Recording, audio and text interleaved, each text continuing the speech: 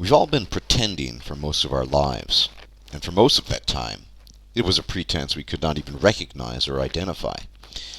We were told lies, and we in turn told those self-same lies to ourselves, because those lies were our truth.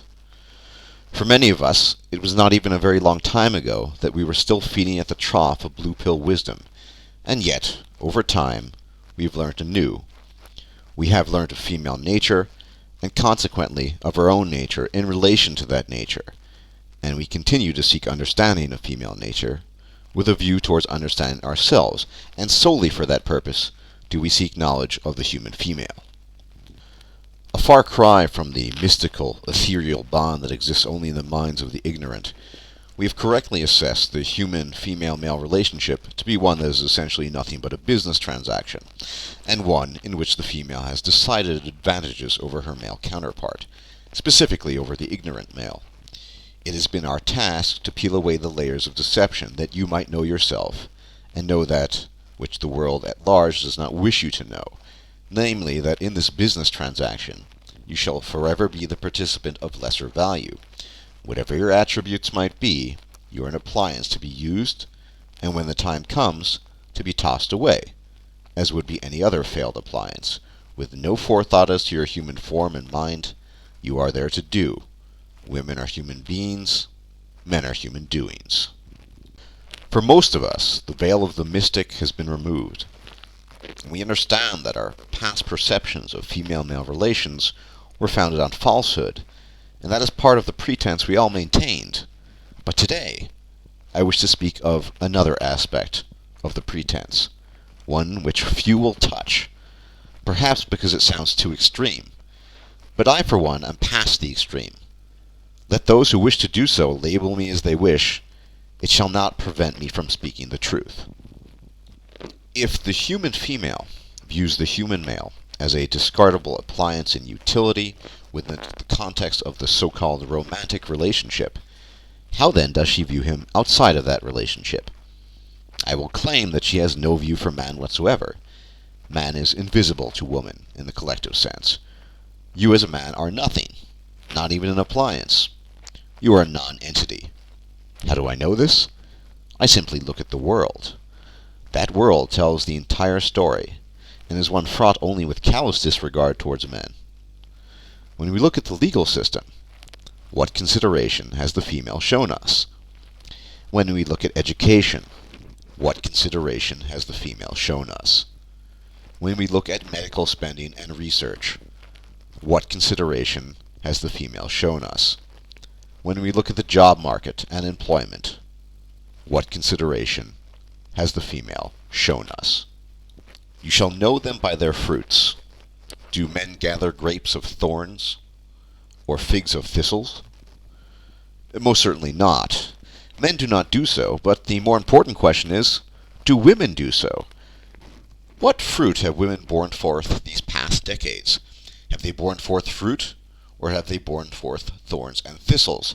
Has the world of men collectively been duped into thinking they gather naught but fruit, even when all the while they are being entangled and cut to ribbons by their brambles?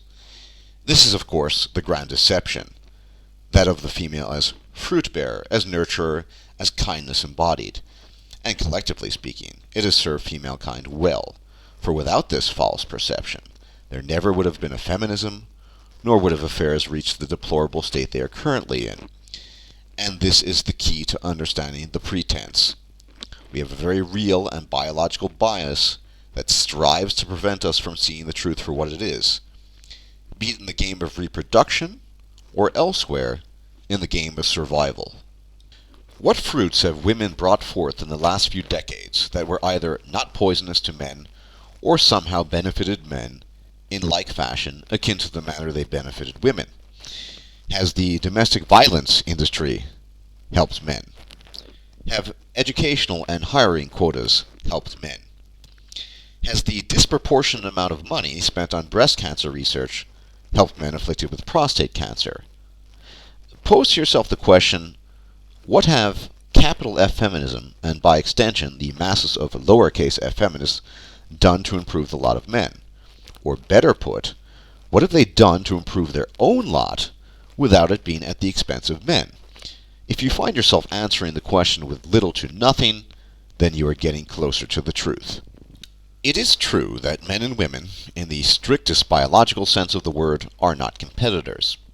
Evolutionarily speaking, of course. Neither have we ever been partners, but simply each other's means to the end of procreation, with all manner of conventions, pacts, and compromises, mostly struck in favor of the female in order to arrive at said procreation. But in the context of modernity, we can no longer afford the lie and pretense that men and women do not compete against each other. We most certainly do. Leave it to traditionalists to speak in reverence of the pluperfect, and lost idealists to fawn over the conditional. I shall only speak in the present. The simple truth, men, is that women are, even as I speak these words, taking your jobs, your educational opportunities, your medical research that could one day save your life, and they are doing so with no regard whatsoever, not the slightest consideration for the consequences reaped upon you as a man, meaning that medical treatment you will not receive will have to do with the fact that those monies were allocated elsewhere, and you know exactly where that elsewhere is. Make no mistake, this is a war. But it is not a war we started, though we are in part, through almost Neville Chamberlain-like acquiescence, responsible for the far-flung state it has reached. No, we did not start this war. It was foisted upon us with no mercy, and by a manifold of forces. The forces of politicized feminism, and feminism being little else than weaponized female nature, by women themselves in their willingness to go along with it, by the state in caving in to women's every wish, by vote whore mongering politicians buying currency in the form of female votes, and by our very nature, which refuses to recognize the female as a full human being, capable of virtue, yes, but equally capable of venality, flawed through and through, just as we all are. It is that biological nature that has deceived us, and deceives us even now, that tells us that women are innocuous, effete, and well-meaning. No doubt those were the guiding thoughts of legislators in matters of divorce, education, and employment in the past, for it is clear to me that it is also their current modus operandi. This is a war on men, but it is not a war of guns and bullets. Knowledge is our weapon. Our ammunition is our words. If we refuse to see that we are indeed competing against women, things will become far worse. And why? Consider what you as a man, more specifically as a quote-unquote utility, have to offer the world. You have your skill, and you have your experience. Nothing else. And the question that must be posed in today's climate is that enough? Think about that when you apply for a job. You bring your skill and experience. Your female counterpart and competitor has that and a veritable colossus of other support. She has state-enforced hiring quotas, she has congenital biological favoritism going for her, and she has the entire world behind her in its refusal to see a woman cry, let alone come home in a coffin. She has all of these things going for her, and she wants the job you want. How is that not you competing against her as a man? Women compete for funding in education, for medical research, for anything that can be a benefit to them, and men just stand there, twiddling their thumbs, allowing it to happen. Man-woman myth is right. In this regard, men are stupid. Meanwhile, all you can see and read about is how men are falling behind and failing, how women are outperforming men, out-earning them. The list is endless. When the rhetoric is framed as such, can you honestly still keep a straight face and claim that we are not competing against women and that women are not competing against men? Of course, we are hindered by our instinct to help women, not see them as competitors, as can be seen the seemingly harmless aid a male university student renders to a female by helping her complete a chemistry lab report. Would he have done the same for a man? I think not. We see other men as competitors, and by dint of nature, this is true. But just as we have moved past certain deterministic principles with regards to relationships with women, so too is it high time to move past them with regards to your fellow man. knowing all you do now, staring at the torn rags of the veil of lies you once called life and truth, if I were to now pose to you the question, are you your brother's keeper? What answer, other than a resounding yes I am, could you possibly give? This is not to say that competition should or shall cease amongst men. It certainly will not. But rather than turning a competitive gaze upon your fellow male, while showing kindness and helpfulness to the female, I ask you to short-circuit your very nature and do the reverse, recalling man-woman myth's words, the other man is you. And I can assure you that that goodwill and forbearance that you show towards the woman is in no way reciprocated towards you.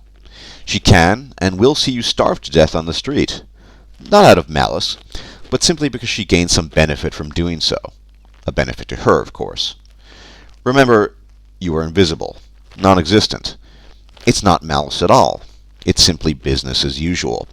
A special kind of sociopathy that, for reasons known to us for a while, has worldwide condemnation.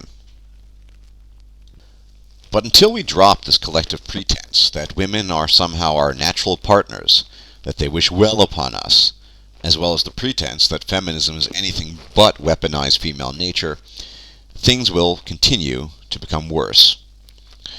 More boys will be lost in the school system, ending with more men lost in life, among other things. All there will be is naked survival, and to be frank, I think we might be there already. We need to stop being afraid, for what we do and say will never have the rubber stamp of approval of the masses. It's part of what it means to go your own way. Every day that passes without acknowledging this truth, without acknowledging what must be acknowledged, is a day that further contributes to our destruction. The time for pretense is over.